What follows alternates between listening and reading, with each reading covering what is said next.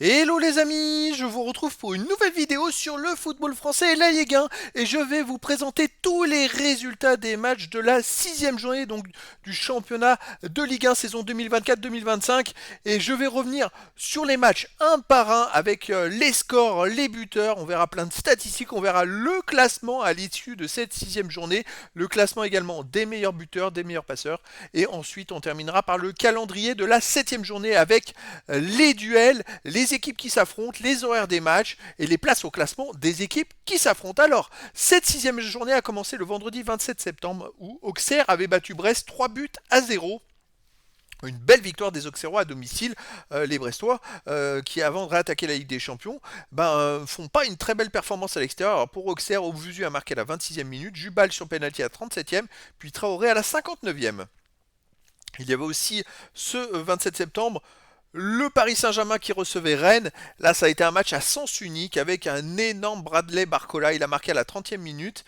Lee a doublé la mise à la 58e minute. Barcola a marqué un troisième but à la 68e. Alors, sur le but de Lee, je crois que Barcola, il tire sur la barre et Lee marque de la tête après dans la cage vide.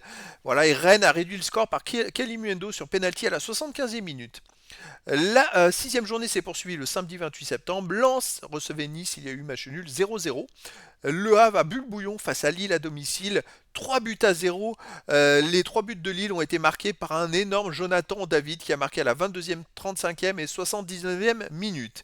Et le dernier match de la journée du samedi 28, il y a eu Monaco qui a battu Montpellier 2 buts à 1 au bout du suspense. Un match vraiment où ça s'est joué jusqu'aux dernières secondes. À la 16e minute, c'est Nzingula qui a ouvert le score pour Montpellier. Ensuite, Balogun a égalisé pour Monaco à la 33e minute. Et puis Camara a doublé la mise à la 98e minute pour permettre à Monaco de l'emporter et de maintenir le rythme du Paris Saint-Germain. Le dimanche 29 septembre, c'était la suite des matchs et c'était un peu la même chose. Lyon l'a emporté à Toulouse 2 buts à 1 au bout du suspense également. Gbo avait ouvert le score pour Toulouse à la 14e minute. Il y a eu un but contre son camp à la 22e minute de Nicolasson pour Lyon et c'est Fofana, Malik Fofana qui a marqué à la 95e minute. C'est marrant, un peu le même scénario que le match de Monaco. Ensuite, il y a eu un Nantes-Saint-Etienne, il y a eu 2 buts partout. Alors Nantes a ouvert le score par Le Penant à la 10e minute. Il fait un très bon. C'était une très bonne recrue pour Nantes, hein, franchement. Ensuite, 49e, Nantes menait 2-0 par un deuxième but de Thomas. Et puis alors pour Saint-Etienne, il y a eu un doublé de Sissoko à la 57e minute et à la 68e minute sur penalty qui permet aux Verts de revenir à 2 buts partout. Angers-Reims pour le troisième match du dimanche et Reims l'a emporté 3 buts à 1 à Angers. Une belle victoire de Reims à l'extérieur avec un but de Nakamura à la 9e minute, puis Ito qui a doublé la mise à la 25e, puis un troisième but de Munetsi à la 79e. Et pour Angers, c'est Ferrat qui a réduit le score à la 84e minute. Et le dernier match de cette journée, c'était Strasbourg qui recevait Marseille. Et cette fois, Marseille n'a pas réussi à l'emporter et à maintenir le rythme du PSG de Monaco. C'est Strasbourg qui l'emporte un but à 0 par un but de Morera à la 40e minute. Voilà, donc encore pas mal de buts hein, dans cette journée. Il y a eu 4 victoires à domicile, 2 nuls, 3 victoires à l'extérieur. 13 buts à domicile, 12 à l'extérieur, un total de 25 buts, 2,78 buts de moyenne par match. Le classement à l'issue de cette sixième journée, on a donc le PSG et Monaco qui sont en tête avec 16 points. Et c'est vrai que les deux équipes, 5 victoires à nul, aucune défaite, elles sont toujours invaincues. Le PSG a 20 buts marqués, 5 buts encaissés, plus 15 de différence de but.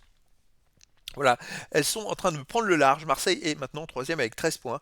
Reims qui réalise un très bon début de saison, quatrième avec 11 points. Ensuite cinquième et sixième Lille et Lens avec 10 points.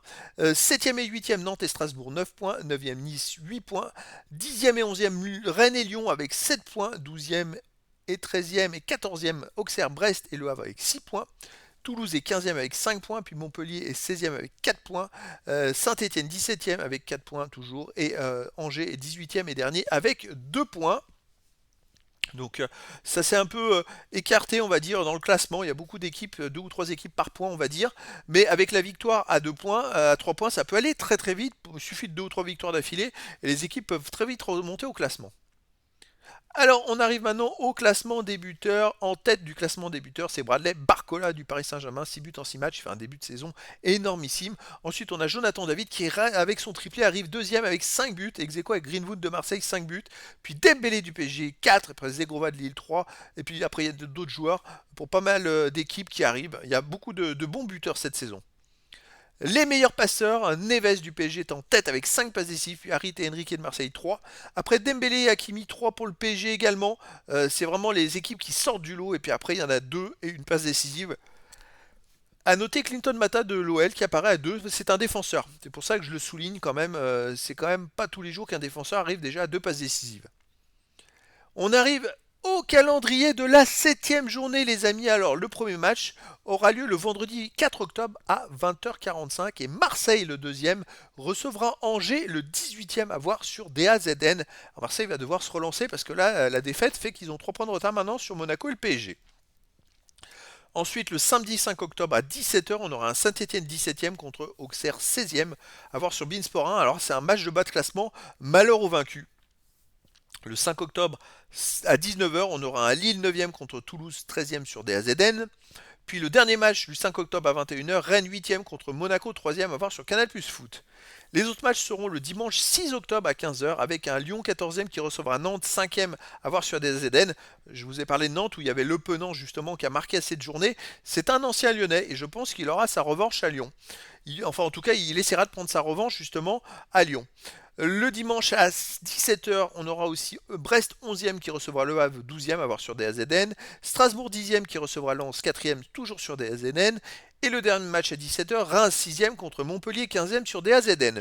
Le dernier match de la 7e journée se jouera le dimanche 6 octobre à 20h45. Et ce sera Nice le 7e qui recevra le Paris Saint-Germain le premier à voir sur DAZN. Donc voilà, il va y avoir des matchs quand même super sympas. C'est vrai qu'il y a un choc avec le choc des extrêmes Marseille-Angers. Un Nice PSG qui vaut le détour, un Rennes Monaco aussi. Eh ben écoutez, en tout cas, ça s'annonce passionnant pour la suite du championnat. En tout cas, également bien content de voir autant de buts. Ça fait déjà la dernière journée, il y a eu beaucoup de buts. Et là aussi, beaucoup de spectacles. Donc c'est top. Donc voilà les amis, c'était la présentation des résultats et des classements à l'issue de la 6e journée du championnat de France de football de Ligue 1 saison 2024-2025. Voilà les amis, je vous dis à très bientôt pour une nouvelle vidéo.